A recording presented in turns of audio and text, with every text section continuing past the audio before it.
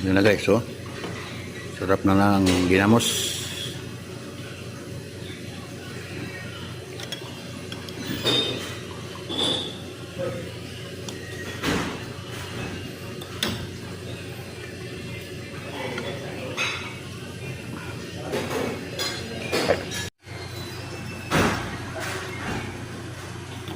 Ng ginamos o bagong isda sa Tagalog. Ito guys, hugas ko na ito guys, oh. Bilis o bulinaw. Ito ko guys, 4 cups. Kakatay na ko ng unang 1 cup of salt.